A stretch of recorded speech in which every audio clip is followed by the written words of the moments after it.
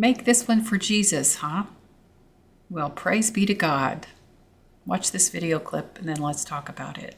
And I'm requesting that the Republican senators do that immediately. You don't have to take a fast vote.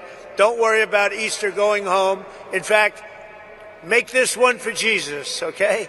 Make this one for Jesus. That's what I tell him. So he's talking about the SAVE Act, and he wants the Republicans to make it for Jesus by getting it passed before Easter. Apparently, Jesus will be honored by passing what is in essence a voter suppression bill. And we're going to come back to the Jesus thing, but just for context, let's talk a little bit about this act. Don't think you're safe just because you have the Real ID. Real ID doesn't show citizenship in about 45 states, so it isn't good enough. In fact, according to the League of Women Voters in Indianapolis, here in Indiana, our Real ID would not be proof enough to allow you to vote. We would need a passport or a birth certificate or some other form of ID to prove citizenship. Now, for those of you who say, just get your passport, more than half of Americans don't have a passport. And it's not just so easy to drop whatever it is that you're doing, go down to your local post office and take care of it. It takes time and it takes money. And a lot of you don't like to hear this, but if you have time and you have money, then you have privilege. And that privilege right now may be clouding how you see the challenges that people face in getting the documents they may need just to be able to vote. And here's where it gets really sticky. All you need is a birth certificate, some of you say. But what about people who have changed their name? If your Real ID and your birth certificate don't match, you would not be able to register to vote. I'm not going to get any more into the weeds about this act because there are plenty of people out there sharing content about the SAVE Act and why it's nothing more than a voter suppression bill. This is going to be particularly harmful to women, and Black and brown women will be disproportionately impacted because every time Trump does something to limit the rights of marginalized groups, they are the ones who get impacted the hardest. So now, back to Jesus. Make this one for Jesus. Trump is looking at the Republican Christians and tying in their faith to a voter suppression bill. Because if you mean to strip away women's rights, then it would make sense that you would look to Jesus' time as a benchmark for your dream scenario for a woman's existence. A woman's identity was